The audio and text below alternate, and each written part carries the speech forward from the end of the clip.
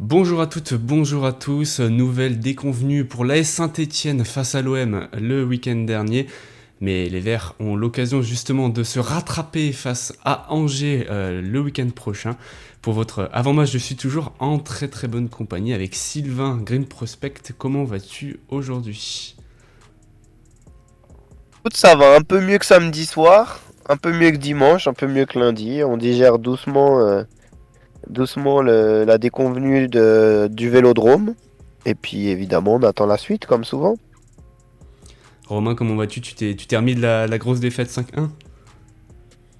Je suis toujours un peu ronchon, hein, donc vous m'en excuserez par avance. Donc bonjour à tous, mais on va essayer d'essayer de voir le positif sans tomber dans la niaiserie.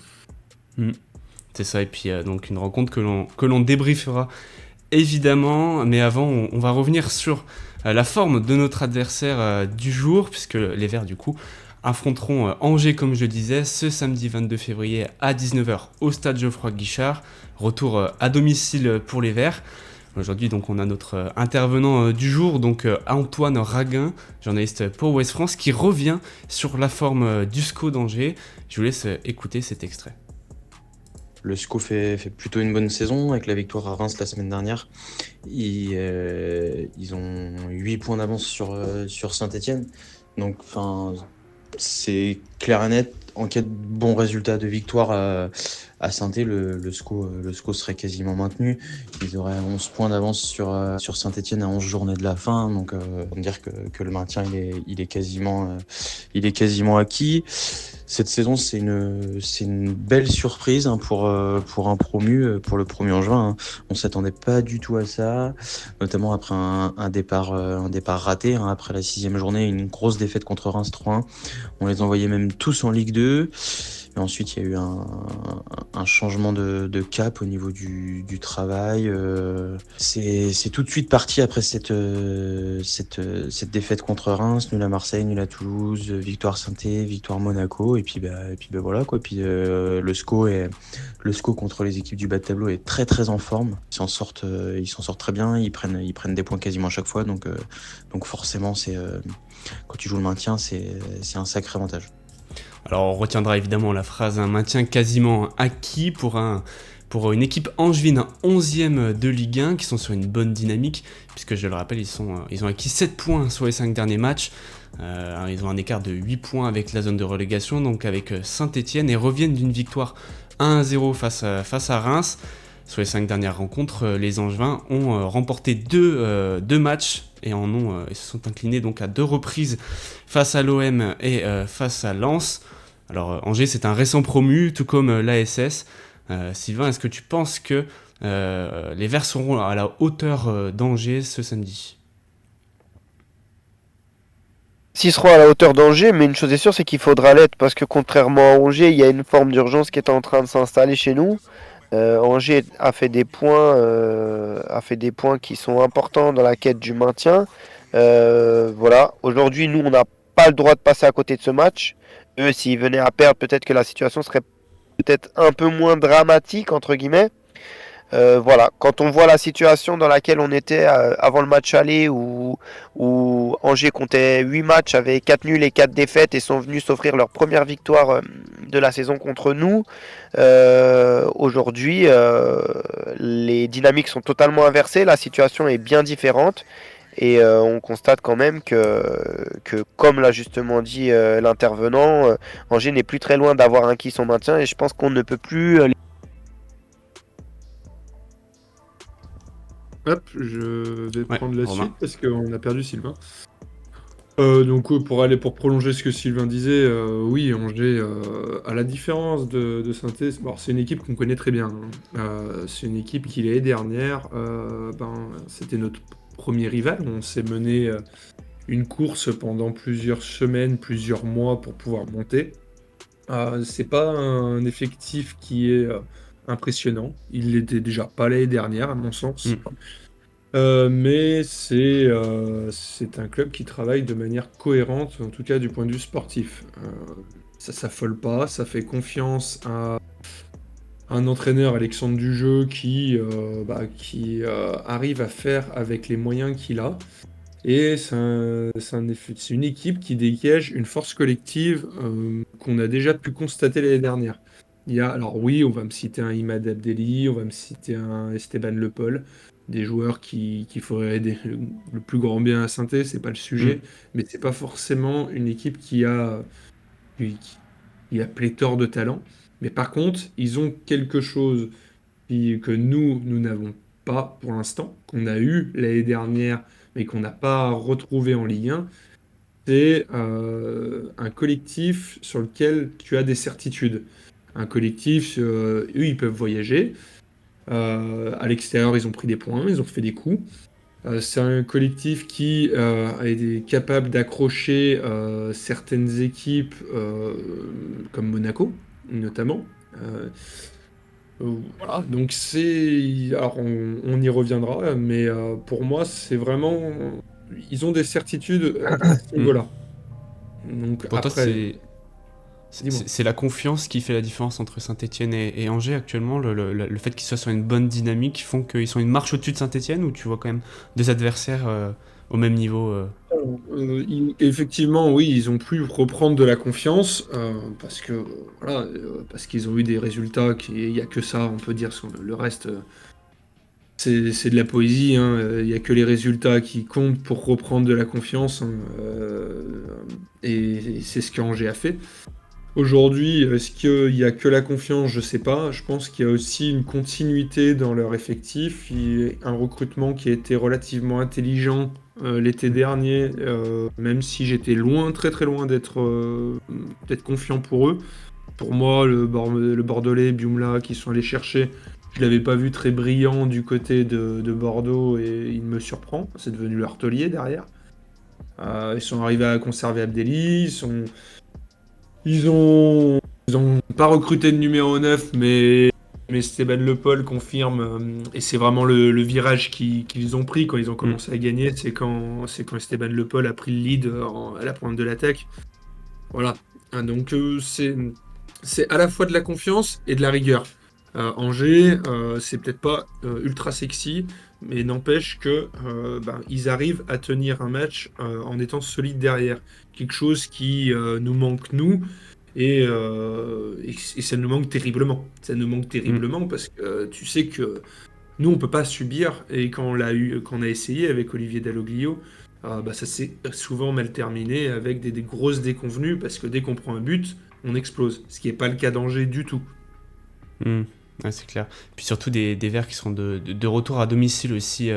Alors ils s'étaient inclinés il y a peu de temps, donc du coup face à Rennes. Sylvain, tu penses que ce retour à Geoffroy Guichard pourrait être un avantage pour les Verts? Il faut que ça en soit un. Il faut que ça en soit un. Il faut absolument qu'on puisse aller chercher ces 3 points. Il n'y a aucune autre issue qui est envisageable selon moi et qui sera positive pour nous. Voilà. Si t'es pas en mesure de battre Angers à la maison, c'est que potentiellement ça va être très très compliqué dans la quête de tes objectifs. Maintenant, comme l'a justement dit Romain, c'est une équipe surprenante. Angers, c'est une équipe solide, c'est une équipe difficile à manœuvrer. Ça sera loin d'être facile de les battre. Ils ont des joueurs qui progressent, ils ont des joueurs qui avancent, ils ont des joueurs qui se sont faits au niveau de la Ligue 1 alors qu'on aurait pu douter de leur capacité et compétences. C'est peut-être un peu plus long chez nous, aussi parce qu'on a moins d'expérience, moins de joueurs qui ont de nombreuses saisons dans les pattes. Voilà, j'espère qu'on sera en mesure de faire le travail et évidemment que Geoffroy Guichard devra être un atout supplémentaire dans cette Mm. mission-là. Ouais, et puis Puis Angers, ils ont quelque chose que nous, qu'on n'a pas, c'est la tranquillité. Angers, ils peuvent prendre un 4-0 contre Monaco ou contre qui que ce soit. C'est pas un environnement inflammable parce qu'il déchaîne les passions avec le plus et les moins que ça comporte. Par exemple, quand tu reçois Marseille, et ben, le stade il est entièrement marseillais, entièrement, j'abuse un peu, mais on l'a vu. Quand Saint-Étienne va jouer à Angers, il y a également ce genre de phénomène qu'on observe. Mais l'avantage, c'est que Alexandre Dujeu, c'est un entraîneur qui a été mis en place quand ils sont descendus en Ligue 1 et qu'ils ont fait une saison quasi blanche, là. il a eu la confiance de ses dirigeants, sans que ça s'enflamme dans un sens ou dans l'autre. Il a surpris par ses résultats la saison dernière. C'était pas une remontée programmée au niveau du club. Et il peut travailler dans la continuité de manière sereine. Et la sérénité, c'est ce qui manque aussi un petit peu du côté de Saint-Étienne. T'as pas des articles qui tombent, alors dans la presse locale un petit peu, mais c'est plus au-dessus que sur le volet sportif, concernant M. Chaban, etc. Mais ça, c'est encore un autre sujet. Mais concernant vraiment le terrain, il n'y a pas un article dans l'équipe ou des émissions qui vont venir allumer Angers, si tu veux. Donc ça, c'est... Nous, il faut qu'on utilise cette passion-là, que ça devienne vraiment une force, comme ça peut l'être à Saint-Étienne. Et ça, il n'y a que les résultats qui vont le faire. C'est ça, et puis surtout Angers qui devra, en revanche, on va dire, évoluer avec plusieurs absences, en tout cas plusieurs joueurs qui pourraient être absents. Donc notre intervenant revient justement là-dessus dans un nouvel extrait. Je vous laisse écouter ça et puis on en parle juste après. Pas encore sûr, mais il y a plusieurs joueurs incertains, même des forfaits. Donc ce dont on est sûr, c'est que Jean Eudaoulou n'est pas là, il est suspendu. Ensuite, Cédric Outounji est blessé. Pour Bamba Dieng et Karlen Sarkus, ça risque d'être un peu court. Ils étaient blessés ces dernières semaines, ils sont en reprise, mais ça risque d'être un peu court.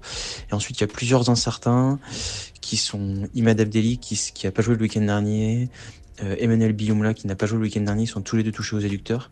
Et Esteban Le Paul, qui est également blessé. Le SCO donc privé de plusieurs cadres avec notamment Aoulou, Bamba Dieng et plusieurs incertitudes aussi avec Abdelli et Esteban Le Paul. Sylvain, tu penses qu'on peut surfer là-dessus pour aller chercher un résultat face à Angers ?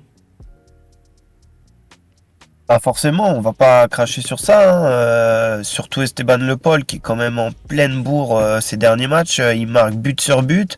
C'est vraiment leur attaquant numéro 1. Son absence va se faire ressentir de leur côté. Je pense qu'il sera remplacé par Nian qui a une réussite autre, même s'il a marqué contre nous à l'aller. Voilà, maintenant, il y a des absents tous les week-ends chez les autres, il y a des suspendus tous les week-ends chez les autres, et pour autant, on prend très peu de points ces derniers temps. Donc oui, c'est un atout, mais il faut quand même qu'on soit en mesure nous-mêmes de faire le travail, parce qu'on aura aussi quelques absents de notre côté aussi, hein. C'est certain, donc ça sera facile. Alors, moi, je suis complètement d'accord avec ça, et avec la petite expérience qu'on a, j'ai vu tellement de matchs où on s'est dit ah, il n'y a pas lui, il n'y a pas lui, il n'y a pas lui, là ils sont prenables et tout. Moi j'ai insisté tout à l'heure sur la force collective d'Angers. Faut pas croire que. Alors déjà, ça reste à confirmer, hein, qu'Abdelli soit pas là, que Le Paul soit pas là, que Bioumla soit pas là, qu'Arcus soit pas là, etc. Le seul qui est sûr, c'est Aoulou. Angers, c'est aussi une équipe qui s'est construite avec un 11 type. Alors c'est quelque chose qu'on connaît pas trop à Saint-Étienne, ça nous, vu le nombre de joueurs qu'on a utilisés depuis le début de l'année. Mais eux, ils sont vraiment appuyés sur un 11 type qui a très très peu tourné. Ce qui leur donne des certitudes, et ils ont vraiment cette ossature-là. Donc, dès que tu enlèves quelqu'un, eh ben forcément, tu peux te dire que, mais pour autant, ta colonne vertébrale, tu la conserves. Alors, même s'il en manque quelques-uns, il y a quand même des certitudes, et les mecs qui rentrent, eh ben, ça pète la dalle. Un Ibrahim Niane qui doit jouer devant, c'est déjà un joueur qui va pas du moins qui peut nous poser des problèmes de par ses caractéristiques par rapport à un Esteban Le Paul. C'est des qualités qui sont tout autres. C'est un gars qui va vite, qui est pas forcément très doué avec ses pieds, mais quand on voit la vitesse de nos défenseurs, on a souvent été gêné face à des attaquants de ce type-là. Donc j'attire vraiment alors oui, les planètes s'alignent, parce que pour une fois, c'est pas toi qui arrive complètement avec un effectif qui est dépeuplé, ce qui nous arrive trop souvent à mon goût. Mais attention de ne pas tomber dans cette confiance inverse en te disant « Oh, c'est bon, il leur manque des gars, ou ils sont amoindris, ils sont cramés, ça va le faire. » Non, va falloir jouer à 150% parce que tu as toujours des joueurs limités, parce que tu as toujours aucune confiance. Là, aujourd'hui, tu viens de prendre 3 trempes, voilà, t'as la tête dans les chaussettes, et si t'as aucune certitude. Donc si tu mets pas les ingrédients, eh ben on va se faire punir comme tous les week-ends. C'est ça. Puis donc des Stéphanois qui devront compter sur le peu d'atouts qu'ils ont en leur possession, on va dire, après une nouvelle humiliation. Donc pour revenir sur la défaite face à l'OM, une nouvelle humiliation pour les Verts. Après Lille, Rennes, Nice et j'en passe, une nouvelle rencontre avec plus de 4 buts encaissés pour l'AS Saint-Etienne. Une 3e défaite consécutive en championnat. Sylvain, quels enseignements tu tires de cette opposition ? Ça a été terrible, hein. La différence entre les deux équipes était gigantesque. Honnêtement, je suis très très très très très inquiet des choix qui ont été faits aussi par notre ami Orneland. On va pas se mentir, le choix de titulariser Petro, arrière droit sur un gaucher, son acharnement avec Cornu qui est en grande difficulté dans tous les matchs qu'il est en train de jouer. Bon, voilà, le bilan est terrible. Il n'empêche que voilà, c'était pas un endroit où on comptait prendre des points. On aurait espéré éviter de prendre un score comme on a pris, mais voilà. Maintenant, il faut vite tourner la page, vite passer à autre chose. Et c'est surtout ce week-end et sur les 3 prochaines rencontres qu'on sera attendu, puisque dans 4 rencontres, on saura véritablement ce qu'il en est. Et l'inquiétude viendra véritablement à ce moment-là, parce que aujourd'hui, d'avoir perdu contre Lille, Rennes et Marseille, en somme, d'autant plus Lille à l'extérieur et Marseille à l'extérieur, c'est pas une anomalie. Dans nos objectifs, dans notre calendrier, dans notre ligne de route entre guillemets, voilà, c'est pas une anomalie. Maintenant, il faut que ces défaites elles servent elles aient piqué les joueurs, elles les aient stimulés et que ce soit suffisant pour que ce samedi ils soient en mesure de ramener des points, qu'ils soient suffisamment vexés pour pouvoir faire le nécessaire. Et voilà. Maintenant, cette défaite-là, il faut vite passer à autre chose parce qu'il n'y a pas grand-chose à en garder. Et puis 5, c'est peu cher payé au regard des différentes actions qu'il y a eu. Moi, pour réagir sur ce que tu dis, Sylvain, et alimenter, on suit la Ligue 1 depuis plusieurs décennies maintenant. J'ai pas souvenir d'avoir vu une Ligue 1 aussi disparate. Parce que si on sort un petit peu de notre regard à nous, ce week-end Nantes ils en prennent une valise à Monaco, Reims ça avance plus, Montpellier ça avance pas, Le Havre il y a du mieux mais à la fin ça perd. Ces 4-5 équipes là dans un championnat j'ai envie de dire normal, ou en tout cas d'avant, c'est des équipes qui auraient déjà été condamnées à ce moment-là de la saison. Nous, le visage qu'on a eu affiché cette saison, je pense que j'ai rarement vu une équipe de Saint-Étienne aussi faible en Ligue 1, sans qu'elle soit condamnée. Et même en affichant ce visage-là, tu as encore 2 équipes derrière toi, et tu as encore 2 autres équipes devant, mais qui sont à ta portée. Et ça va se jouer vraiment sur la manière dont tu vas digérer les déculottés que tu prendras contre les gros, mais surtout sur les oppositions directes et la sérénité que tu arriveras à garder. Donc là, pour moi, c'est vraiment le match le plus important, le plus sous pression d'Orneland depuis son arrivée. Clairement. Parce qu'il n'est pas spécialement attendu et c'est bien beau de faire bonne figure contre Paris, mais à la fin, ça fait 0 points. Alors tu te fais saucer dans tous les journaux, c'est très bien, félicitations. Mais aujourd'hui, il va falloir enquiller la seconde. Et peu importe, j'ai envie de dire, le visage affiché, même si j'attends franchement un visage séduisant, et il faut que ça pète la dalle samedi, parce que si ça ne mange pas samedi, si c'est pas le cas samedi, ça sera jamais le cas. Mais c'est vraiment un test pour lui aussi. On reviendra justement juste après sur les enjeux de la rencontre, mais avant Sylvain, tu évoquais l'acharnement d'Eric Orneland avec le choix de titulariser Pierre Cornude. On a vu des Verts en difficulté dans le jeu face à Nantes, face à Marseille, puis plusieurs retours aussi à l'entraînement, puisque à l'heure actuelle, Masson et Mouefek sont de retour au collectif. Est-ce qu'on doit remettre en question le système de jeu mis en place par Eric Orneland, faire place un peu plus au pragmatisme ou continuer justement à essayer de produire du beau jeu, on va dire.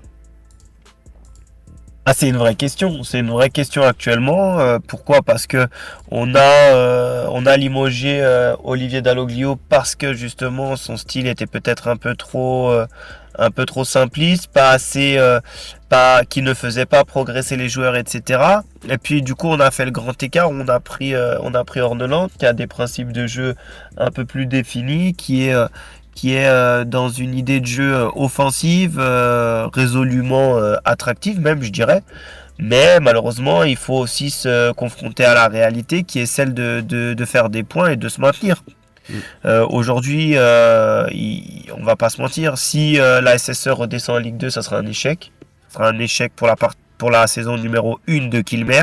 Ça sera un échec pour l'arrivée de Eric Orneland, quels que soient les progrès qu'ont fait les joueurs, puisqu'il faudra évidemment composé avec un effectif qui voudra probablement pas rester en Ligue 2. En tout cas, pour la majeure partie d'entre eux, on a bien vu lorsqu'on a été relégué, on avait quasiment aucun joueur qui sont restés. Même ceux qu'on a voulu construire sur plusieurs saisons. Je pense notamment à Madi Camara, par exemple. Donc voilà, tu peux pas m'enlever de la tête que si ta priorité c'est de faire progresser les joueurs et uniquement progresser les joueurs sans avoir le souci de vouloir faire des résultats et de te maintenir, ton projet il est mort-né entre guillemets. Parce que si tu redescends, des joueurs qui ont goûté pendant une saison à la Ligue 1, qui se sont développés, et tu penses qu'ils vont vouloir jouer une saison en Ligue 2 pour la majeure partie d'entre eux, je pense pas. Excuse-moi, mais pour moi, c'est même c'est un sujet de supporter, mais je suis quasiment convaincu que lui ne changera pas son fusil d'épaule, et même si ça doit passer par une relégation, il a été recruté pour ça, il ne voit pas autrement, et on va aller là-dessus jusqu'à la fin, jusqu'au bout du bout. Mais du coup, On est bien d'accord. On est bien d'accord qu'il va aller comme ça jusqu'au bout du bout. Par contre, il y a peut-être matière à voir les choses quelque peu différemment. On se rend bien tous compte que contre Reims, c'était formidable. T'as un nouveau projet de jeu, tout le monde adhère, tout le monde est à 300%, les courses sont faites à 150%, etc. Aujourd'hui, c'est plus le cas. Les mecs, quand ils sortent à 90, 100%, et ben tu vois la différence tout de suite. Et puis à côté de ça, t'es aussi lisible par rapport aux autres équipes. Il y avait l'effet de surprise au départ. Aujourd'hui, les équipes, elles ont compris comment contourner le piège Orneland. Voilà. Donc à un moment donné, il faut aussi avoir une capacité d'adaptation, il faut aussi avoir sans rentrer dans quelque chose de complètement inverse, hein. Bien sûr qu'il va garder ses principes de jeu, à savoir aller chercher, à savoir essayer de récupérer le ballon haut, se projeter vite autant que possible, avoir une défense qui joue plus tôt, ça c'est certain, il va garder ces idées-là. Par contre, peut-être qu'on peut voir les choses un peu différemment, peut-être identifier différemment certaines zones de pressing, peut-être identifier un bloc qui est peut-être un peu moins haut, de manière à être peut-être plus compact, sans parler de jouer sur un bloc bas, mais un bloc médian qui est plus compact, qui est capable d'aller gratter des ballons peut-être un peu moins haut, mais surtout de moins, subir, moins prendre des vagues. Je sais pas si toi tu l'as vu aussi, mais j'ai commencé à le voir à Lille, même avant. À Lille. Ouais. À Lille. Et à Lille, pendant une heure, ça a été intéressant, justement, j'ai trouvé ça, moi. Non, mais je suis d'accord avec toi.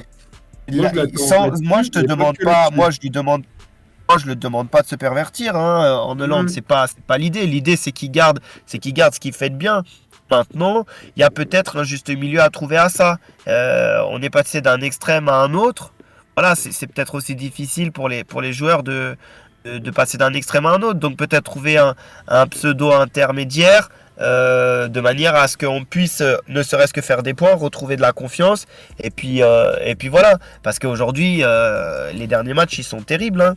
C'est 4 à Lille, c'est 2 à Rennes, c'est 5 à Marseille, et quand on voit certains buts, je pense notamment au deuxième de Gouiri à Marseille, franchement c'est du grand n'importe quoi à un moment donné. Donc il faut trouver le juste milieu, je pense. En tout cas c'est mon avis, hein. Mais moi je pense qu'il faut aussi qu'on garde en tête la vérité. Faut qu'on garde en tête que c'est un mec qui traverse la frontière de chez lui pour la première fois, et que lui aussi est en apprentissage. Par rapport à un nouveau football, par rapport à de nouvelles cultures, par rapport à donc une culture de joueurs aussi, de l'effort, etc. La culture scandinave, c'est quand même connu pour être relativement carré. Il rencontre, du moins, il découvre un staff, même s'il le découvre depuis un petit moment maintenant. Il découvre des joueurs, des manières de travailler, etc. Et il va falloir qu'il apprenne très très vite. Et là, l'apprentissage, il est en cours. Mais pour moi, on a déjà vu des erreurs. Et dans l'apprentissage, l'erreur fait partie de l'apprentissage. C'est pas tellement le sujet. Mais c'est là où ça va être intéressant d'observer les ajustements, justement, après ces erreurs-là. Parce que mettre Pedro à droite, moi je préfère à la limite qu'ils prennent un Kevin Pedro qui est en réserve, hein, plutôt que mettre un Pedro à droite. Parce qu'il n'y a pas besoin d'être un expert du football pour savoir que ça va pas marcher. Pierre Cornu, c'est un scandale. Depuis qu'il joue, c'est un scandale. Même parce que même dans la... C'est un gars qui aime pas défendre. C'est un gars, on nous a dit qu'il avait des pieds. Moi, j'ai vraiment attendu. Parce qu'il s'est fait descendre très rapidement. T'en es témoin. J'ai vraiment attendu avant de le voir. Là, c'est bon. Bah, J'ai on rien a eu, entendu. on a eu en off ce débat rapidement Voilà. et moi Non, je t'ai rapidement donné mon point de vue sur la question. bien sûr. Voilà. Mais si tu veux, je voulais quand même le voir. Mais moi, ce qui me gêne par-dessus, avant même ses limites, c'est la mentalité que ça affiche. Je vois pas quelqu'un qui est combatif. Je vois, là, ça se transforme un petit peu pas en tête de nœud, mais le mec, tu sens qu'il se braque, quoi. Là, les images à la fin du match, quand on perd à la maison contre Rennes, fais-toi petit, mec. Fais-toi petit. Ce que t'amènes à Saint-Étienne depuis que t'es là, c'est ridicule. Donc tu te fais tout petit, tu remontes les manches, et va falloir aller gagner les duels, va falloir aimer défendre. Le tout, on n'est pas. Alors, je dis pas, au Maccabi, c'est chaud pourtant, hein, mais la greffe, elle s'est pas du tout faite. Donc, moi, j'attends qu'une chose, c'est qu'il retourne sur le banc un petit peu, ce monsieur, et qu'il prenne un peu d'humilité, parce que quand Léo Petro, il prend ta place avec toutes les limites qu'on lui connaît, ça doit te faire cogiter un petit peu. Donc, moi, c'est déjà des joueurs, si tu veux, que j'ai plus envie de voir. Pierre Cornu, je veux plus le voir sur la pelouse. Donc, qu'on récupère du monde, ça me paraît être la première étape de la cheminée pour qu'on se remette, en bon ordre de marche. Le Franchement, groupe, il a tellement peu de marge de manœuvre que dès que t'enlèves un gars, tout s'écroule. Mm. Voilà.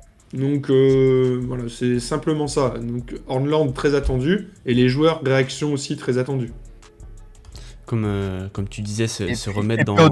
au-delà de Ah tout ouais, ça, on évoque Pierre Cornu parce que voilà, ça a été Abdelhamid au début de saison. C'est maintenant Pierre Cornu parce que bon, la situation fait que c'est eux qui sont très exposés par rapport à ce qu'ils proposent. Mais au-delà de tout ça, moi je trouve qu'on a un véritable problème collectif dans la mesure où tu composes, enfin tu bricoles tous les week-ends. Tous les week-ends, tu es sur du bricolage. On a un effectif où tout bricole. Non, mais ça, après, on va pas revenir sur le débat du staff médical, et c'est quelque chose qui est à Saint-Étienne qui est pas d'aujourd'hui. C'est pas du fait d'Eric Horneland. Peut-être qu'en fonction des entraîneurs, des gars du moins des carences qui se sont mis davantage en exergue. Mais tu l'as déjà quand on descend, rappelle-toi, quand on descend sous Pascal Duprat, c'est une des premières choses qu'il voit. Claude Puel, déjà à l'époque, trouvait qu'il y avait un manque de rigueur à ce niveau-là, au niveau physique, et c'est quelque chose qu'on traîne année après année. Et il y a toujours une grippe à Saint-Étienne, ça dure un mois. Dans tous les autres clubs, ça dure une semaine. Il y a ce manque Tu de te rappelles rigueur dans les l'histoire gestes de la barrières et Plagne, tout. là, quand Excuse-moi, j'ai ils pas étaient entendu. tous malades à la Plagne, là, quand ils avaient fait le stage à la Plagne et Le qu'ils stage, étaient ouais. tous tombés malades début d'année L'été sous dernier? Laurent Batles. Oh, on avait l'impression que c'était l'hécatombe, tout le monde était malade pendant 15 jours. Et toi, t'es malade chez toi, t'as personne qui s'occupe de toi, t'as pas de rendez-vous chez le médecin, et puis au bout de 3 jours, t'es sur pied. C'est quand même affolant, il y a quelque chose Il n'y qu'on a pas de comprend pas. hasard. Il n'y a pas de hasard dans la vie. Après, une fois, ça, on le sait, on peut le répéter. C'est un des chantiers de la nouvelle direction, d'apporter cette rigueur sportive, mais pas que. Une rigueur au sein de ce club qui a fait preuve d'amateurisme trop longtemps, et ça se paye sur le terrain. Mais même pour aller un peu plus loin que ça, alors même si, évidemment, hein, tout est lié. Moi, la force, je pense pas qu'intrinsèquement, Angers soit plus talentueux que l'AS Saint-Etienne aujourd'hui. Je peux me tromper, mais je ne pense pas qu'intrinsèquement, il n'y a pas beaucoup de joueurs. Je prends Angers, je les mets à Saint-Étienne et je sais que ça va cartonner. Peut-être Imad Abdelli. Et encore, il vient à Saint-Étienne, je pense que le mec, il rate pas un match, il vient à Saint-Étienne, il se fait une cuisse. Donc voilà, mais sinon... Mais par contre, t'as une force collective à Angers. T'as une force collective, tout le monde tire dans le même sens. Ils appellent ça la dalle angevine, si tu veux, pour la storytelling. Mais n'empêche que c'est comme ça que tu vas te sauver. C'est pas avec Zuriko Davitashvili qui va dribbler 5 mecs. Alors peut-être qu'il va en marquer 2 sur les 10 derniers matchs restants. Mais va falloir tirer dans le même sens. Et c'est comme ça qu'on est monté l'année dernière, en emmenant le public avec toi. C'est pas un mec qui va te changer quoi que ce soit. C'est ça, et puis revenir un petit peu... Ouais, vas-y Sylvain, je laisse finir. Pardon, je te coupe encore une fois la parole.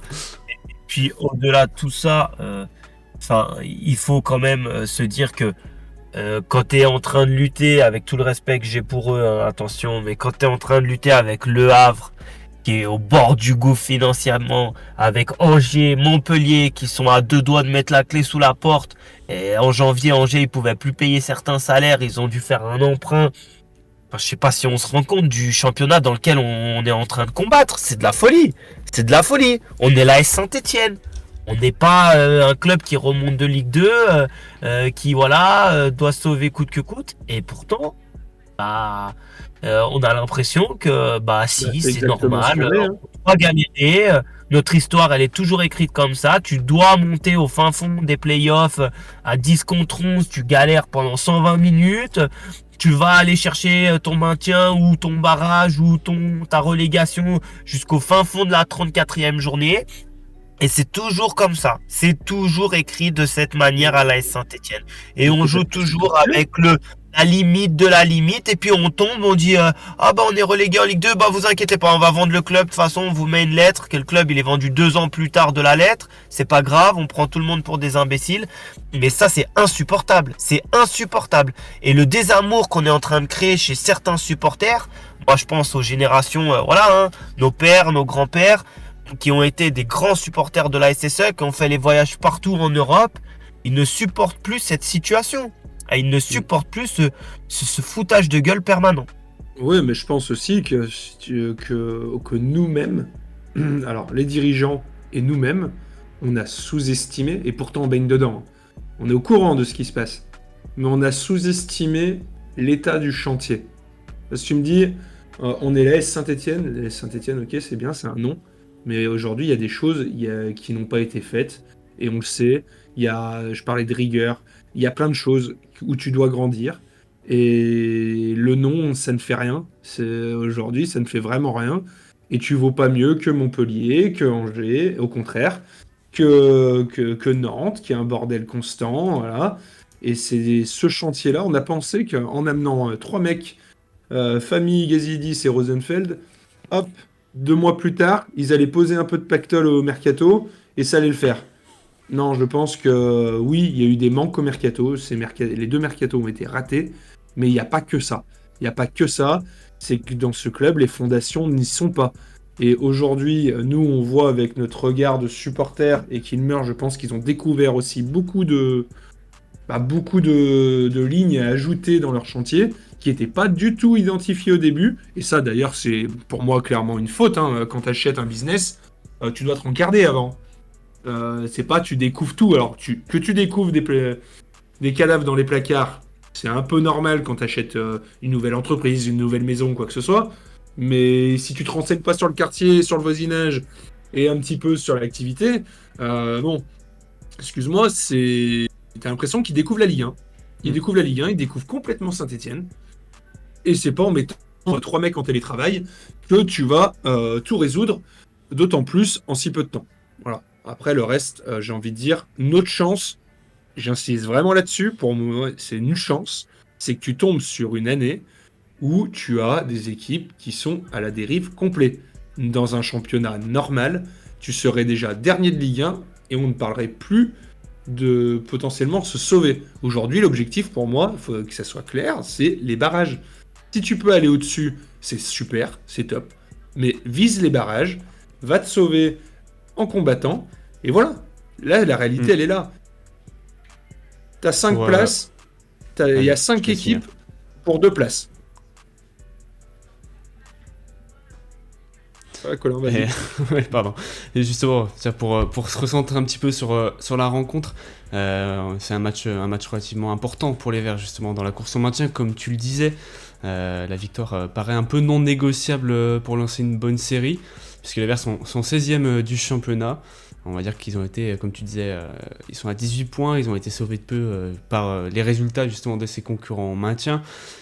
Pour revenir un petit peu sur la rencontre de ce samedi, tu penses justement que ce match-là peut être un tournant de la saison avant la série de 3 rencontres face à des adversaires justement en maintien?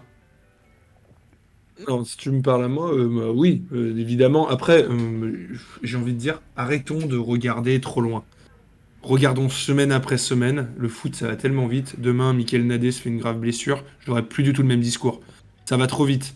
Ça va trop vite. Et aussi bien, ça va trop vite dans les deux sens. Parce que aussi bien contre Angers, tu fais une super prestation, on se dit, ah, c'est bon, c'est le déclic. Le fameux déclic.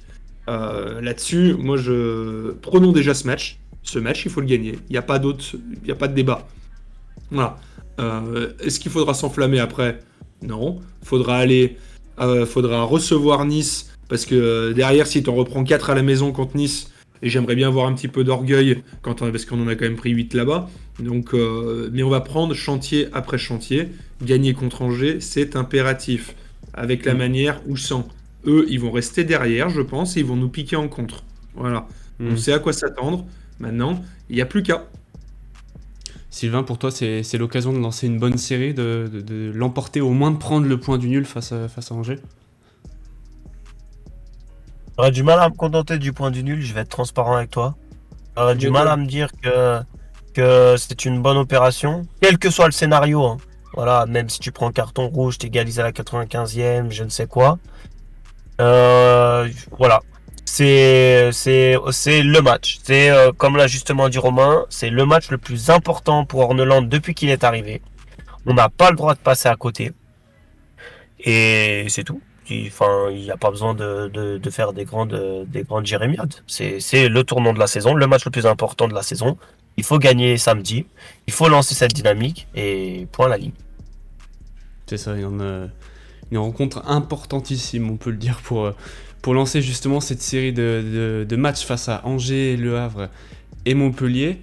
Messieurs, pour clôturer donc cette émission, je vous propose de passer au pronostic, au traditionnel pronostic donc pour une rencontre qui se jouera ce samedi. Romain, est-ce que tu vois les Verts l'emporter, prendre le point du nul ou s'incliner à domicile face à Angers? Pour moi, je veux une victoire. Mais je vois une victoire compliquée parce que c'est un adversaire coriace. Après, c'est un adversaire qui nous réussit relativement bien à Geoffroy Guichard quand même. Donc je vois une victoire de 0 comme on a pu l'avoir par le passé. Sylvain, de ton côté, tu vois quoi comme rencontre, comme résultat? J'ai du mal à croire qu'on va pas prendre un but au moins. Je vois une victoire 2-1. Et je pense que Cardona va inscrire son premier but parce qu'il avait été brillant la saison dernière contre Angers. C'était le club qui lui a permis de lancer sa saison la saison dernière avec un doublé. Donc je lui souhaite la même chose puisque je l'ai trouvé très très intéressant, un des seuls d'ailleurs au Vélodrome. Donc je pense qu'il est doucement en train de se mettre en route. Je vais donc être le seul pessimiste à imaginer une défaite. Je vois pas vraiment les Verts réussir à marquer, mais par contre à encaisser. Ça se passera d'après moi, je pense, une défaite 2-0. Voilà, je vois pas les Verts réussir à prendre le meilleur sur Angers. Ah ouais, toi, donc pour ouais, je suis jamais très optimiste. Ouais, ok. Bon, ouais, après on va espérer une victoire. Hein, on va espérer que j'ai tort. Et donc, comme je disais, donc pour une rencontre qui se jouera ce samedi 22 février au stade Geoffroy Guichard, une rencontre qui sera diffusée sur DAZN. Merci de nous avoir écoutés, pensez à vous abonner et surtout à nous faire des retours en commentaire comme d'habitude. On prendra le temps de les lire, faire vos ajustements pour améliorer votre émission. Sylvain, Romain, merci de votre présence et de vos analyses. Et puis surtout, je vous souhaite un bon match et puis évidemment, allez les Verts. Allez les Verts. Salut à tous.